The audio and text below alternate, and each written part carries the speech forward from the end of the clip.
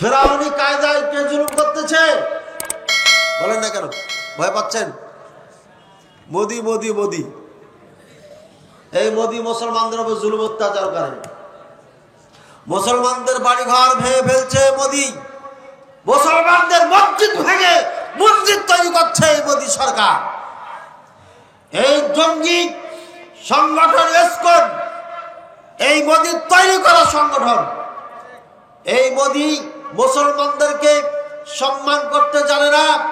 যেই মুসলমান 800 বছর রাজত্ব করেছে, দিল্লির মসনদ থেকে ভারত, পাকিস্তান, বাংলাদেশ সব এই ভারত উপমহাদেশকে শাসন করেছে, মুসলমানদের ইতিহাসে দেখাতে পারবে না কোন হিন্দুর উপরে জুলুম করেছে, কোন হিন্দুর মন্দির ভেঙে মসজিদ তৈরি করেছে।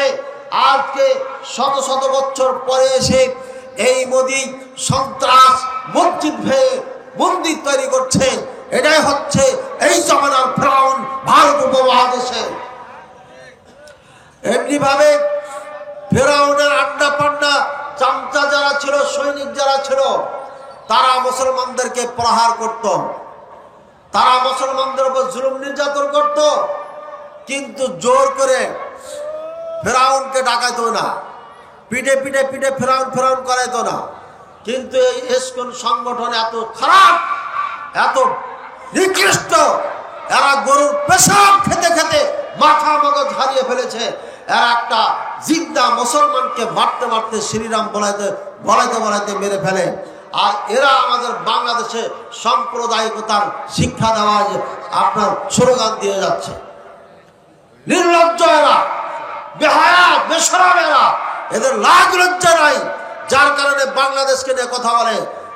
নিজের দেশের মুসলমানকে তারা সিকিউরিটি নিরাপত্তা দিতে পারে না, নিজেরাই মুসলমানকে হত্যা করছে, বাড়িঘর ভেঙে ফেলছে।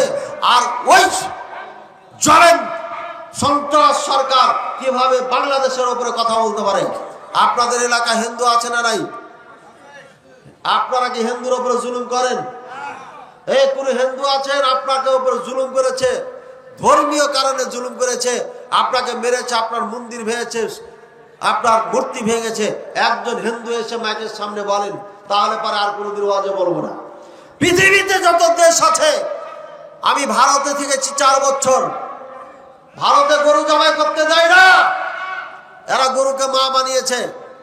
এক হিন্দুকে জিজ্ঞাসা করছে, কথাই বলছে সাংবাদিক, তখন বলছে, আরে তোমার মা আছে? কইছে আছে। কোথায় আছে? কইছে বাড়িতে আছে। বাড়িতে আছে, বাইরে বের হয়? কই বের হয়। আবার বাড়িতে থেকে বাড়িতে যাই কিনা? যাই।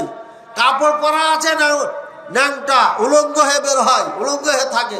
কইছে না, কাপড় পরে থাকে। তো তোর গায়ে যে মা হলো, তাকে কাপড়ও পরাইস না, বাড়িতে নিয়ে যাস না, তাকে কাপড় পরা। তোর মার যে লজ্জা স্থান দেখে নিলে সবাই, গায়কে মা বানাইছে, তো গায়ের লজ্জা স্থান দেখে না মানুষ? হ্যাঁ, আর তোর মার দুধ ধরে সবাই টানে কে? হ্যাঁ, আমরা মুসলমানরা টানলু, তোরা টানুস কেন? গায়ে তোদের মা হলো, তো দুধ ধরে টানিস কা? তোর মা যেই চাই সেই দুধ ধরে টানে কেন? কেমন মা তোদের? মানে গোবর খেলে যা হয়, গোবর খায় আর মুখ খায়, আর দুধকে ঢালে পানিতে, এই হলে জাত। আর এই জাত আমাদেরকে আবার সাম্প্রদায়িকতা শিখায়, ভালোবাসা শিখায়, ভাতৃত্বতা শিখায় আমাদেরকে। যাদের মধ্যে মানুষত্ব নাই, যাদের বিবেক কাজ করে না, যাদের বুদ্ধি কাজ করে না, তারা বাংলাদেশে আমাদেরকে সভ্যতা শিখাইতে আসে। এটা হচ্ছে সব থেকে বোকামি, এটাই হচ্ছে তাদের সব থেকে মূর্খতার পরিচয়। আল্লাহ তাআলা বুঝার তৌফিক দান করুন, দুর্বল হবেন না।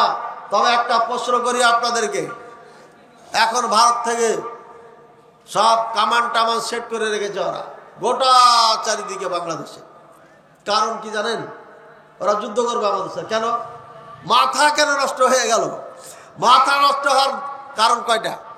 1 নম্বর কারণ হচ্ছে বাংলাদেশটা ওরা দাদার দেশ মনে করছিল, এটা যে যেমন চাই তেমনি ব্যবহার করবে, এটা হলো না তাদের। 1 নম্বর। 2 নম্বর, আমাদের এয়ারফোর্সের প্রধান তিনি বলেছেন যে আমরা জাপান থেকে অস্ত্র ক্রয় করব। আর পাকিস্তান এখানে ফ্যাক্টরি বানাচ্ছে, আমরা অস্ত্র তৈরি করব, শক্তিশালী অস্ত্র তৈরি করবো এই জন্য। আর লালমনিরহাটে পুরোটা আপনার এয়ারপোর্টকে তরুতাজা করতেছে, যেখানে মোটামুটি কয়েকশো যুদ্ধ বিমান রাখা যাবে। আর এটা চিকেন নেক, মুরগির গলার থেকে একদম কাছাকাছি, বেশি দূরে না। ভারতের অবস্থা খারাপ, বাংলাদেশ যদি এগুলো তৈরি করে, এইসব পদক্ষেপ নেয়, এ বেটা ইউনুস শুরু করলো কি, তাহলে তো আমার দাদাগিরি আর চলবি না। কথা বলেছে। আর ডক্টর ইউনুস জাতিসংঘে একটা মিটিং ছিল না, গেছিল না কিছুদিন আগে? হ্যাঁ, এই লোকটার আমি বিরোধী ছিলাম আগে। আগে শুনতাম, জানতাম যে গ্রামীণ ব্যাংক ওয়ারি, এই সুদী ব্যাংক নিয়ে এসছে সে, এই জন্য তার উপর একটা ক্ষোভ ছিল আমার। কিন্তু পরে সে নিজে বলেছেন না, আমি একটা কর্মচারী। তো যে কর্মচারী হলে এটা সুদী ব্যাংক, নিঃসন্দেহে এটা হারাম জায়েজ। আল্লাহ যেন তারকে বুঝে এটাও দেয় যে সুদ ব্যাংককে, সুদী ব্যাংককে ইসলামী ব্যাংকে যেন পরিণত করে, বলেন আমিন। তো যা হোক, যে উনি ক্ষমতায় আসছেন, এটা একটা বাংলাদেশের জন্য সৌভাগ্য মনে করতে হবে, তাড়াহুড়া করেন না। উনি ওখানে যাওয়ার পরে গোটা বিশ্বের নেতারা তার পাশে দাঁড়িয়ে দাঁড়িয়ে ছবি নিয়েছে, তার সাথে বসে মিটিং করেছে। নোবেল পুরস্কৃত একজন মানুষ দেশ প্রধান হয়েছে, পৃথিবীর ইতিহাসে এটাই প্রথম। দেশ প্রধান হয় বেশিরভাগই গুন্ডা, মাস্তান, সন্ত্রাস আর চালবাজি যারা বেশি জানে তারা। এই বেচারা তো শান্তিতে কি পেয়েছে, নোবেল পেয়েছে। শান্তিতে নোবেল পাইয়া প্রধানমন্ত্রী হয়, দেশ প্রধান হয়, এটা প্রথম ইতিহাস হচ্ছে বাংলাদেশে। এই জন্য এই লোকটাকে সবাই ভালোবাসে আর সবাই তার সাথে মিটিং করেছে। এখন মোদিজি দেখতেছে কিরে, ছোট্ট একটা দেশ যাকে আমরা কিছু মনেই করি না, আর তার প্রধানের সাথে সবাই তো আতু শুরু করেছে, তাহলে তো আমার দাদাগিরি শেষ। এই দেখে আমার মাথা গেছে খারাপ হয়ে, বুঝছেন।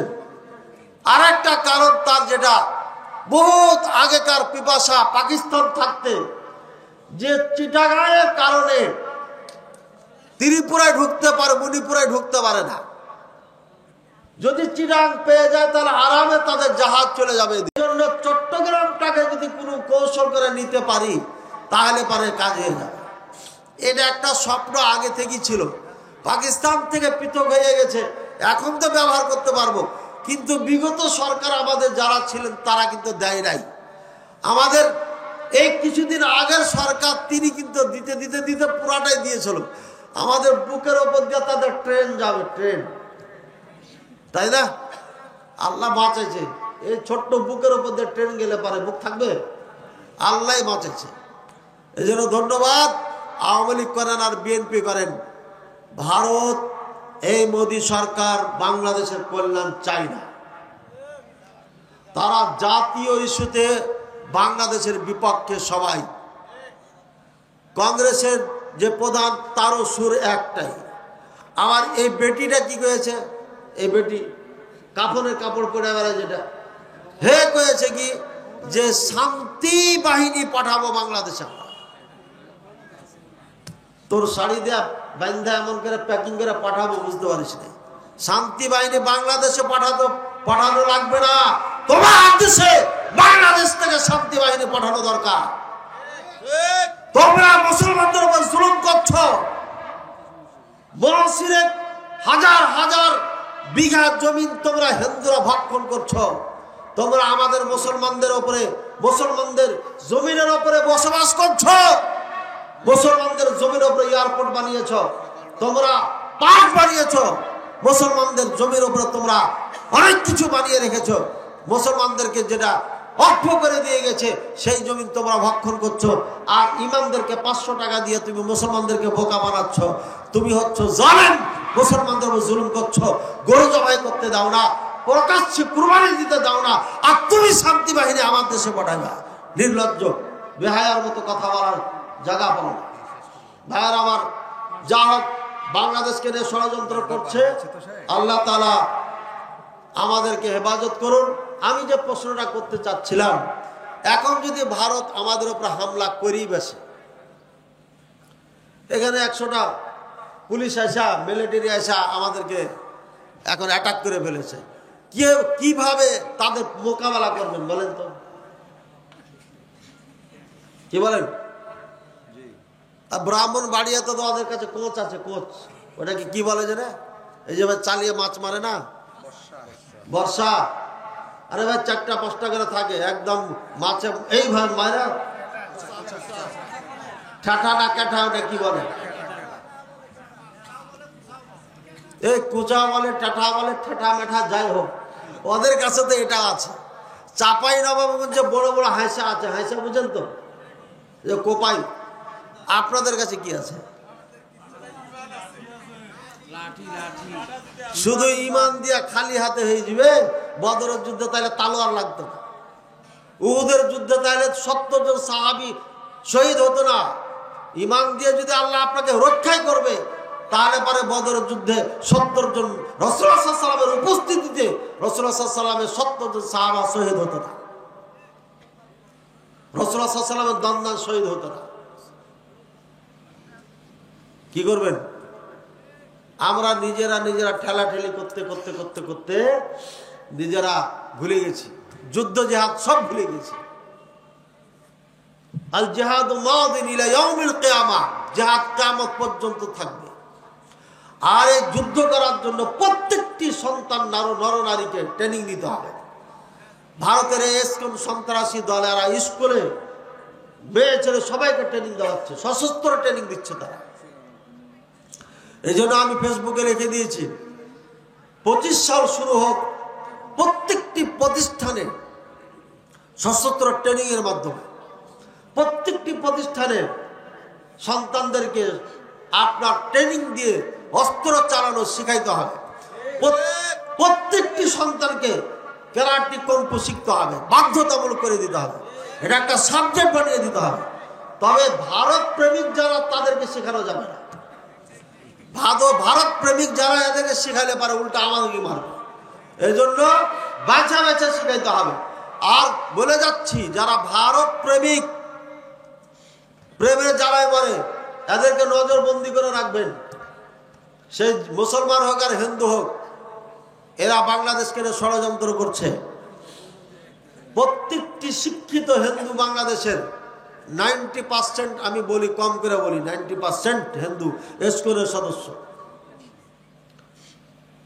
আওয়ামী লীগ সরকারের বিপক্ষে বলছি না, কিন্তু যখন তারা ক্ষমতায় ছিল, যেখানে ঢুকতাম দেখি হিন্দু, যেখানে ঢুকেছি হিন্দু, সব থানায় হিন্দু। এরা গেল কই? হ্যাঁ, ফেসবুকে লিখতেছে আসিফ নজরুল ইসলাম, না আসিফ নজরুল ইসলাম, উনি যে উপদেষ্টা, উনি একসময় নাকি বলেছিলেন যে 26 লক্ষ এখানে কাজ করে, 26 লক্ষ। তো এখন চাইছে 26 লক্ষ কই দেখাও। আমার প্রশ্ন হলো, এয়ারপোর্ট দিয়ে যে সৈনিকগুলো গেল বিনা টিকিটে, অস্ত্র শস্ত্র নিয়ে, পোশাক পরে, শত শত পুলিশ যে নাকি মিলিটারি যে গেল, এই সৈনিকগুলো বাংলাদেশি। তো বাংলাদেশি হলে এরা প্লেনে উঠে গেল কোন দেশে? এরা কারা ছিল? যাত্রা বাড়িতে আমি নিজে শুনেছি, মা সালেকো, মা সালেকো, মা সালেকো মানে সালাকে মার। এই হিন্দি ভাষা, উর্দু ভাষার কথা বাংলাদেশিরা কয়।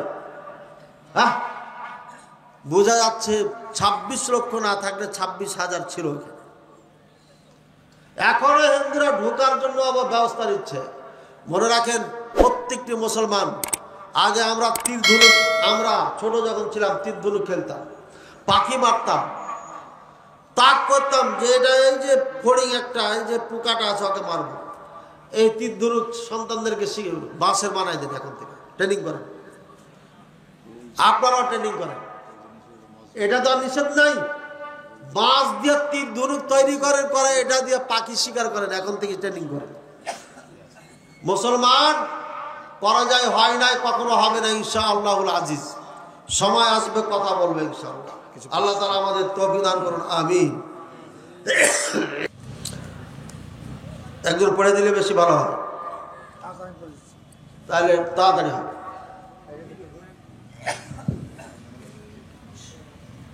সাহেব, তামাকজাতকরণ, পান, সুপারি চাষ করা ইসলামের দৃষ্টিতে জায়েজ কিনা প্লিজ জানাবেন।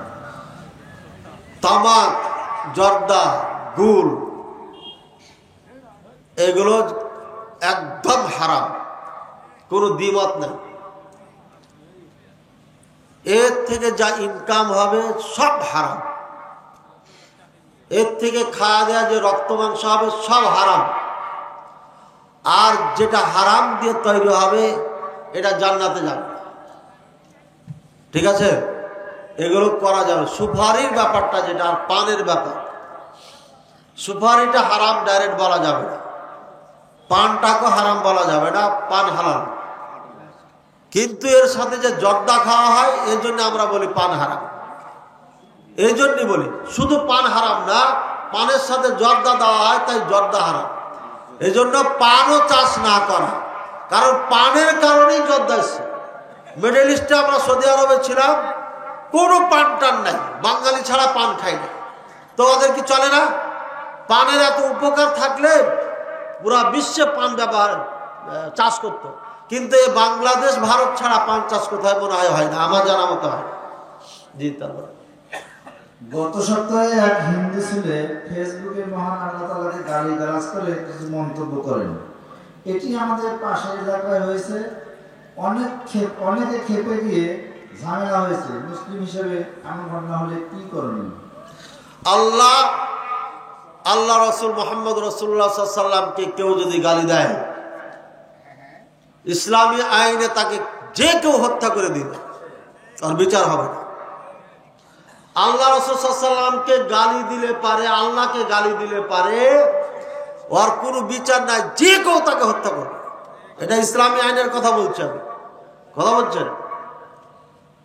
আর যদি তোবা করে, যে তোবা করে দিয়েছে আমি ভুল হয়ে গেছে, তাও তাকে ছাড়া যাবে না, তাকে হত্যা করতে হবে। আল্লাহ রসুলকে নিয়ে কথা বললে পারে, এটা এমন মারাত্মক। পৃথিবীর যে কোনো পাপ থেকে তওবা করলে ওকে ক্ষমা করবে ইসলামে আইনে, কিন্তু আল্লাহ রসুলকে গালি দিলে পারে তার ক্ষমা নাই, তাকে হত্যা করতেই হবে। আর কেউ যদি হত্যা করে দেয় ইসলামের আইনে তার বিচার হবে না। মা, এখন বাংলাদেশে যদি এমন কেউ করে তাহলে কি করবেন? হত্যা করতে পারলে, হত্যা করলে তো আপনাকে হত্যা করবে। এটা গণতন্ত্র আইন, ব্রিটিশদের রেখে যাওয়া আইন, এটা ইসলাম চলে না। তাহলে আর পা বেঁধে লটকাই দিবেন, পা বেঁধে লটকাই আর জুত মতো পিটাইবেন, যত পারেন পিটাইবেন। আমি এটা বলে দিয়ে গেলাম, না হলে আল্লাহর কাছে ধরা খেয়ে, বুঝছেন? পিটতে পিটতে মেরে ফেলে দিলে বড় বিচার আল্লাহর কাছে হবে না, দুনিয়াতে আপনার বিচার হতে পারে। তাকে মাফ করা যাবে না, শুনলে পরে জিভ চেনা ছেড়ে ফেলে দিতে হবে, কোনো ক্ষমা করা যাবে না। বাংলাদেশে 90% মুসলমানের দেশে সাহস পাই কেমনে? কাপুরুষ মুসলমান কোথাকার, চোখের সামনে মুসলমানকে জবাই করছে। এত এই মুসলমানের দেশে একটা লয়ারকে হত্যা করে দিচ্ছে, এত সাহস পায় কোথায় এই মামুর বাচ্চারা? কে সাহস দিয়েছে এত? কাপুরুষ কোথাকার মুসলমান, যে মুসলমানকে দেখে গোটা বিশ্ব কেঁপেছে। 30,000 সৈনিক, 3 লক্ষ সৈনিককে পরাজয় করে ইরান জয় করেছে, পারস্য দেশ জয় করেছে। এই কাপুরুষ হয়ে গেলেন কেমনে আপনার? আজকে চোখ রাঙ্গা কথা গাই, চোখ রাঙ্গার কথা বলার পিছনে একটাই কারণ, আমাদের যারা নেতা এরা হচ্ছে পাশ্চাত্যের গোলাম। এই গোলামেরা তাদের কথা শুনে আমাদেরকে হাত পা লড়াইতে দেয় না। খুলনায় এক মৌলভী সাহেব ঘোড়া কিনছিল, তাই আমাকে জঙ্গি বানিয়ে থানায় নিয়ে এসেছিল। বলছে, না ভাই, আমি তো এমনি কিনেছি, এটা আমি জঙ্গি টঙ্গি না। আরে ঘোড়াই উঠতে দিবে না, এমন অবস্থা। এই জন্য আমরা আজকে একদম হাত খালি। আরে ক্যারাটিও জানি না, নিজে আত্মরক্ষা করবে, ক্যারাটিও শিখতে দিবে না, খালি দাঁড়িয়ে থাকবে। এমন একটা অবস্থা বানিয়ে ফেলেছে আমাদের নেতারা। পাশ্চাত্যের দাসত্ব করার কারণে তারা যা বলেছে ওটা বলে আমাদেরকে বলে মৌলভী মানে মৌলবাদ, মৌলভী মানে সন্ত্রাস, মৌলভী মানে এটা বলে আমাদেরকে একদম বসিয়ে দিয়েছে বাড়িতে। কোনো কিছু করতে দেবে না। এই জন্য সরকারকে বলছি, এই দেশ রক্ষার জন্য প্রত্যেকটি নাগরিককে কারাটে শিখাতে হবে, কম্বু শিখাতে হবে, অস্ত্র চালানো শিখাতে হবে। জি। জানাজার নামাজে সানা আছে কিনা? জানাজার নামাজে সানা নাই, পৃথিবীর কোনো কেতাবে নেই। কেতাব বলা ঠিক হবে না। পৃথিবীতে আসমানের নিচে জমিনের উপরে কোথাও কোরআনে নাই, কোথাও বিশুদ্ধ হাদিসও নেই। একটা হাদিস দেখাই দিবেন, হানাফি হয়ে চলে যাবে। সানা পড়ার ব্যাপারে কোথাও একটি বিশুদ্ধ দলিল আপনার নেই। আইলো কোথেকে সানা? সানা আইলো কোথেকে এটা জানতে হবে না? সানা নিয়ে ঝগড়া। সানা মানে আমাদের এলাকায় আবার বলে আলু ভর্তাকে, ভর্তা আছে না, বেগুন ভর্তা, আলু ভর্তা, এলাকায় সানা বলে। এই সানা নিয়ে ঝগড়া। বলছে 5 ওয়াক্ত সালাতে, নফল সালাতে সানা বলি না, সুবহানাকা বলি, আল্লাহু বাঈদ বানি বলি। তাহলে পরে জানাজা নামাজে বলতে হবে কিনা? একদল বলছে বলতে হবে, একদল বলছে বলতে হবে না। যে বলছে বলতে হবে ওরা ওটা ধরে নিয়েছে, ফাতিহা কি বাদ দিয়ে দিয়েছে। যেটা নিয়ে কোনো ঝগড়া নয় ওটা বাদ, যেটা নিয়ে ঝগড়া ওটা ধরে নিয়েছে। বুখারীতে স্পষ্ট হাদিস, ইবনে আব্বাস রাদিয়াল্লাহু তাআলা আনহুমা জানাজার সালাতে সূরা ফাতিহা পড়েছেন। আজও মক্কা মদিনা গোটা আরব দেশে সূরা ফাতিহা পড়ে, বলেন সুবহানাল্লাহ। ওই সবাই সূরা ফাতিহা সবাই পড়তো, কুফার মানুষেরা পড়তো না। যেখান থেকে শিয়াদের জন্ম হয়েছে ওখান থেকে ধার করে নিয়েছে আমাদের ভাইয়েরা। এটা হাদিস পরিপন্থী ফতোয়া। জি। দ্বিতীয় সালাতে 2 রাকাতের পর বৈঠক আছে কিনা? জি না, নাই। ছাত্রবাসী এটা নিয়ে মুনাজারা হয়েছে আমার সাথে। জীবনে যে কত মুনাজারা করলাম আর কত মুফতিকে যে আমি কান ধরেছি আল্লাহ ভালো জানে। মদিনাতে বসে মুফতিকে কান ধরেছি, বিশাল গন্ডগোল লাগিয়ে দিয়েছে। ভাইয়ের আমার, বেতুর সালাতে 2 রাকাত পরে যে বৈঠক আছে পৃথিবীতে কোনো বিশুদ্ধ হাদিস দ্বারা প্রমাণিত না। এটা তৈরি করা বৈঠক আছে কত? ডাইরেক্ট 3 রাকাত পড়ে একবার লাস্টে, 3 রাকাত পড়ার 2টা নিয়ম। একবার লাস্টে বৈঠক একবারই, অথবা 2 রাকাত পড়ে বসে তাশাহুদ সব পড়ে সালাম ফিরে দিয়ে আবার নতুন করে আরেক রাকাত পড়বেন, এটা বেটার সব থেকে। আর দ্বিতীয় নিয়ম হচ্ছে টানা 3 রাকাত পড়ে লাস্টে বসবে, 5 রাকাত পড়লে লাস্টে, 7 রাকাত পড়লে লাস্টে, 9 রাকাত পড়লে 8 রাকাত পড়ে বসবে, তাশাহুদ পড়বে, পড়ার পরে আবার উঠে আরেক রাকাত পড়ে তাশাহুদ পড়ে সালাম ফিরবে। 9 রাকাতের ক্ষেত্রে এই নিয়মটা আছে, 8-এর পরে বসতে হবে। এই হুজুর করেছে কি বিশাল বড় মাদ্রাসার থেকে ফতোয়া লিখে নিয়ে এসছে, ওইখানে এই হাদিসের টুকরাটাকে নিয়ে বসিয়ে দিয়েছে 3 রাকাত। আমি তখন ওটাকে কলম দিয়ে কেটে দিয়েছি, যেটা মিথ্যাচার ধোঁকাবাজি করেছে। ফতোয়া কেন কেটে দিলাম এত বড় মাদ্রাসার? তাই মুনাজারা হয়ে যায়, বুঝেছেন? পৃথিবীতে কোথাও দলিল নাই। একটা কাজ উল্টা করে, এখানে আরেকটা উল্টা কাজ করে।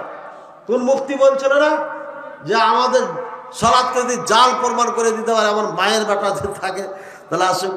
মায়ের বেটা আছি আমি, তোমার নামাজে জাল কয়টা আছে আমি দেখাবো ইনশাআল্লাহ। এই বেতন নামাজে একটা জাল বৈঠক বানাইছো তোমরা, আর একটা উল্টা তাকবীর দেয়। আমরা কুনুত পড়ার জন্য উল্টা তাকবীর দেয় না, এটাও জাল। একটা দলিল দিবা, তোমার 14 গোষ্ঠীকে চ্যালেঞ্জ করে গেলাম বেটা, ঠিক আছে? মহিলাদের ফরজ সালাতে ইকামত আছে কিনা? নারীদের ফরজ নফল কোনো নামাজে আজানও নাই, একামতও নাই। এটা তো গায়েবান্ধাতে ফতোয়া দিয়ে গেছি গোবিন্দগঞ্জে। একজন বড় শায়েখ আবার বলছেন এটা তো নতুন কথা। এখন না, নতুন না, এটাই পুরাতন। মহিলাদের আজানও নাই, একামতও নাই। বুঝেছেন কথা? এটাই মাসালা, এটাই ফতোয়া। ইবনে বাজ রাহিমাহুল্লাহ ফতোয়া খুলে দেখবেন, এটাই রেখে দিয়েছেন। হাদিসে তো নাই, কোরআনে তো নাই একামতের কথা, হাদিসও নেই যে নারীরা একামত দিতেন। তবে হাদিসে আছে নারীরা আজান দিতেন, বুঝছেন?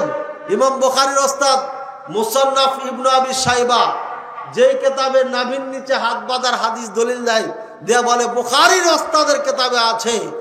এটা লা মাযহাবিরা মানে না। ভাই, আমাদেরকে লা মাযহাবি বলেন না, মাযহাব আমাদের আছে। মাযহাব আমাদের কি? ইসলাম। মাযহাব যাদের নাই, ইসলাম যারা মানে না, তারা মানে না। কাজে এটা গালে হাত দিয়ে না। তো বলছে যে আপনার সরি কি বলছিলাম,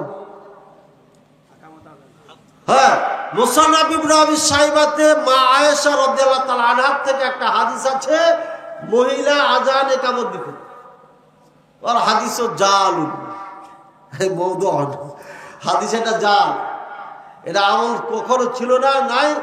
মুসান্নাফ ইবনে আবি শাইবা রাহিমাহুল্লাহ, আবু বকর রাহিমাহুল্লাহ, উনি করেছেন কি যা পেয়েছে সব লিখেছে, যা পেয়েছে সব লিখেছে, ভালো লিখেছে খারাপও লিখেছে। ওই বই থেকে দলিল দিলে পারে, গবেষণা করে দলিল দিতে হবে, জেনে সেটা দেওয়া যাবে না। আর জেনে সেটা দিলে পারে প্রথম বলবেন যে ইমাম বুখারীর ওস্তাদের কিতাবে মহিলার আজান ইকামত আছে, তোমার স্ত্রীকে আমার মসজিদের মুয়াজ্জিন রেখে দাও, বেতন যা দিবে তাই দিবে। বুঝলেন না কথা? যদি ওটা ওস্তাদের কিতাবে এত মূল্য হয়ে যায়, তাহলে তোমার বউকে আমার মসজিদের মুয়াজ্জিন রাখো, বেতন যা নিবে তাই দিবে, সমস্যা। বুঝেছেন কথা? কাজী বইয়ে থাকলে পারে, ওস্তাদের বইয়ে থাকলে মানতে হবে এটা নয়, বরঞ্চ হাদিসকে যাচাই বাছাই করে নির্ণয় করে নিতে হবে। আর এটা ওলামায়ে কেরাম করে দিয়ে গেছেন, আপনার ওখানে যাওয়ার দরকার নাই। বুখারী দেখেন, কোরআনের পরে বুখারী দেখেন, পালেন না মুসলিম দেখেন, এই দুই কিতাবে সব পেয়ে যাবেন। তবে কয় তাকবীরে পড়বেন এটা পাবেন না। আবু দাউদে যান, তিরমিজিতে যান, ওগুলোতে পাবেন। যেটা পাবেন না ওটা ওদিক থেকে নেন। আর বুখারী মুসলিমে যা পাবেন চোখ বন্ধ করে আমল করেন। আমিন জোরে বলার হাদিস বুখারীতে আছে। ইমাম মুক্তাদি সবাই অধ্যায় বেঁধে রেখেছেন ইমাম বুখারী। বাবু মামুন, বাবু জাহরিল মামুম বিত্তামিন, বাবু জাহরিল মামুম বিত্তামিন, মুক্তাদি জোরে আমিন বলার অধ্যায়, এভাবে বাবটা আছে। বাবু জাহরিল ইমাম বিত্তামিন, তামিন, ইমাম জোরে আমিন বলার অধ্যায়, এই দুটাই অধ্যায় ইমাম বুখারী রাহিমাহুল্লাহ দিয়েছেন। আর আমাদের দেশের হুজুর বলে যে আমিন বুখারীতে নাই, জোরে আমিন, জাহার মানে জোরে, জোরে আমিন বলা, সশব্দে আমিন বলা মুক্তাদির অধ্যায়, সশব্দে আমিন বলার ইমামের অধ্যায়, ইমাম বুখারী অধ্যায় বেঁধেছেন। আর এরা বলছে জোরে আমিন বুখারীতে নাই। কেন বলে সেটা আমি জানি এবং এটা উত্তর দিয়েছি, কাটরাহাট কলেজ ময়দানে দিয়েছি, অনেক আগে দিয়েছি, এটা ডেটে পাবেন ইনশাআল্লাহ। বাংলাদেশের প্রেক্ষাপটে নির্বাচনের জনপ্রতিনিধি বা প্রার্থী হয়ে নির্বাচন করা যাবে কি না, মানে ভোট করতে পারবেন কিনা, তাই তো? এখানে একটা ঢিলা ফতোয়া আছে, ঢিলা ঢিলা, অত চাঙ্গা ফতোয়া এখানে দেওয়া যাবে না, বুঝছেন? প্রথম কাজ হচ্ছে নতুন করে দল তৈরি করবেন না।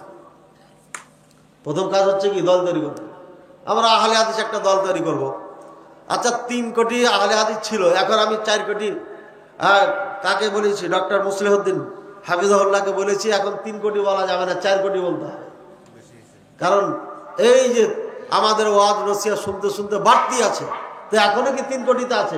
ওই পুরানা থসথসে গেল 3 কোটি, পুরানা যেগুলো চলে না, বুড়া হয়ে গেছে। কিন্তু তরুতাজা যেগুলো, এই যে দেখছেন যুবকেরা, এরা হচ্ছে কমপক্ষে 1 কোটি হবে বর্তমানে বাংলাদেশের যে অবস্থা। সুতরাং আহলে হাদিস বাংলাদেশে এখন কয় কোটি? 4 কোটি। যত বছর যাবে বাড়বে ইনশাআল্লাহ। তো সুতরাং ভোট আমরা করার জন্য একটা দল তৈরি করি। আচ্ছা 4 কোটিকে আরো 4 কোটি যদি সমর্থন করে, তাহলে কি ভোটে যেতে পারবেন? 18 কোটি মানুষ না, পারবেন না। সুতরাং যে দল আছে, ইসলামী দল বাংলাদেশে একটাই করেন, ঠিক আছে? কাকে করবেন? আপনি করেন, করে ভোট দেন। যাকে দিয়ে দেশ ও জাতির কল্যাণ হবে তাকে ভোট দেন। কেমন হয়ে গেল? এটা তো না বললো না, বিস্তারিত বলা দরকার। মেলা ঝামেলা হবে। ঢাকায় কালকে যেখানে ওয়াজ করতে যাবো, কালকে আগামীকালকে, এখানে একজন মেম্বার সাহেব ছিলেন, অনেক ডাপটের মেম্বার। থানাকে বলে দেয় যে বের হবেন না, বের হবে না। তখন মেম্বার ছিলেন উনি, তো উনি চেয়ারম্যানই ভোট করবে, জনপ্রিয়তা আছে। তো আমাদের কোনো সাহেব নিষেধ করছেন যে না, এটা কুফরি মতবাদ, এটা করা যাবে না, হারাম। পরে উনি আর চেয়ারম্যানে দাঁড়ান। ও মাহফিল করতে যায় আমার সাথে এই নিয়ে ডিসকাস করলেন উনি। তাই আমি বললাম যে চেয়ারম্যানে পাস করবেন আপনি? হ্যাঁ 100 আমি যে যদি 100ই আপনার পাস করার আশঙ্কা থাকে, আশা থাকে, তাহলে আপনি ভোটে দাঁড়ান। তবে এটা কুফরি মতবাদ, এটা হচ্ছে কাফেরদের মতবাদ। এই মতবাদ যারা বিশ্বাস করবে তারা কাফের। কথা বলছেন? বিশ্বাস করা যাবে না। এটা জঘন্য একটা পায়খানার থেকেই দুর্গন্ধ। এটা এখন এই গেটের সামনে পায়খানা ছিটে গেছে, আমার আওয়াজ শুনে মন টন খারাপ করে। এখন আমাকে পার হতে হবে, এছাড়া কোনো রাস্তা নাই। পার হতে হবে না? হবে না? পায়খানা সাফ করে পার হবে না, কোনো রকম লাফাই লুফাই পার হতে হবে। ওই লাফাই লাফাই পার হতে হবে। এই লাফাই লাফাই একটা ভালো নেতাকে নির্ণয় করে ভোট দিতে হবে। খুব ঘৃণার সাথে ভোট দিয়ে আসবেন। যদি না দেন তাহলে ওই খারাপ নেতা আসবে এখানে। খারাপ নেতা যদি চেয়ারে বসে যায় তাহলে আর এই মাহফিল হতে দিবে না। বাস উনি চেয়ারম্যানে দাঁড়াইছেন, চেয়ারম্যান হয়ে গেছেন, মজা নিচ্ছেন আর এক হুজুরে। যিনি নিষেধ করেছিলেন তিনি মজা নিচ্ছেন, আর আমি তাকে চেয়ারম্যান বানালাম। ফতোয়া দিয়ে আমি চেয়ারম্যান বানালাম, মজা নিচ্ছে কেটা? হ্যাঁ, আর একজন। তো যাই হোক, গাইবান্ধার একজন চেয়ারম্যান আর মেম্বার দাঁড়াইছেন ভোটে, এই গত ভোটে। এক ভাই ফোন দেয় আর খালি আমার কাছে দোয়া চাই যে আমার চেয়ারম্যান মেম্বারের জন্য দোয়া করে দেন, আপনার মাদ্রাসায় কিছু দিব। আপনি দেন না দেন পরের কথা, দোয়াটা ঠিক করে দিই। যখন দোয়া চাচ্ছেন আপনি, চেয়ারম্যানও পাস করেছে, মেম্বারও করেছে, এখনো কিছু দিল না যে। হ্যাঁ, তো যাই হোক, সুতরাং ভোট যদি আমরা না দিই তাহলে খারাপ লোক চলে আসবে। খারাপ লোক আসলে পারে আমরা এভাবে নির্যাতিত হতে থাকবো। এই জন্য ভালো যিনি দেশ ও জাতির কল্যাণে কাজ করবে তাকে ভোট দিয়া সমর্থন করে তাকে এগিয়ে নিতে হবে, এবং তাকে ওয়াজ নসিহত করে ভালো করে নিতে হবে। শামীম কায়সার লিঙ্কনকে চেনেন? গোবিন্দগঞ্জে চেনেন না? চেনেন না? হ্যাঁ, উনি এখন বক্তা, উনি এখন খতিব, উনি এখন ইমাম, উনি এখন কি সম্ভবত ভোট করবেন। এই বড় দাড়ি, জুব্বা গায়ে দেয়, বক্তব্য দিয়ে আমার কাছে পাঠায়, ওস্তাদ দেখেন। ওটা আমার ফের আবার একটু ছাত্র হয়ে গেছে। তো ঘটনা হচ্ছে যে এই যে ইনার পরিবর্তন, একদম ক্লিন ছিল না? যারা দেখেছেন তারা তো জানে, ক্লিন ছিল একদম। এবং উনি বলেছে আমরা হাফ প্যান্ট, এই পর্যন্ত প্যান্ট পরে থাকতাম বাসায়, বাইরে বের হলে পোড়াটা পড়তে না, এই পর্যন্ত থাকতাম। এটা আমাদের কৃষ্টি কালচার ছিল, ইউরোপ আমেরিকা গ্রাস করেছিল আমাদের। এই সব কিছু ছেড়ে দিয়া এত বড় বড় দাড়ি জুব্বা পরে ওয়াজ করতেছে, ভোট চাইতেছে তাও ওয়াজ করে কোরআন হাদিস দিয়া।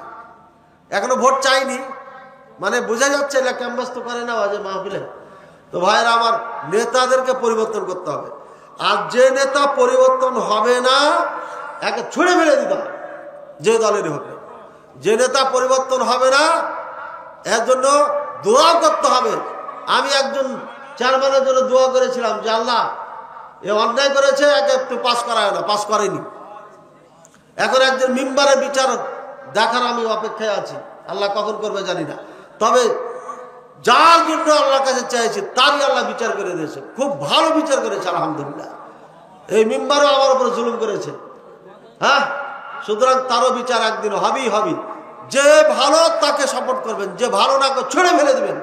ইসলাম মুসলমানকে যে ভালোবাসে সে আমাদের নেতা, ইসলাম মুসলমানকে যে ভালোবাসে না সে আমাদের নেতা নয়, রাসূলুল্লাহ সাল্লাল্লাহু আলাইহি ওয়াসাল্লাম বলে দিয়েছেন।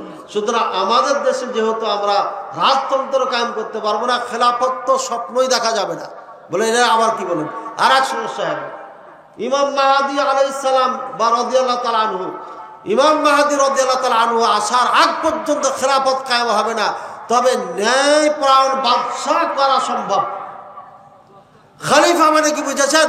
বাংলাদেশে যদি খলিফা হয়ে যায় গোটা ওয়ার্ল্ড শাসন করতে হবে তাকে, গোটা ওয়ার্ল্ডের নেতা হবে সে, সমস্ত মুসলিম উম্মাহ তার কথায় চলতে হবে। এটা হচ্ছে খলিফা। এই জন্য খলিফার আন্দোলন করে লাভ নাই, নেতাকে ভালো করার আন্দোলন করেন, তাহলে পরে আমরা লাভবান হতে পারবো ইনশাআল্লাহ।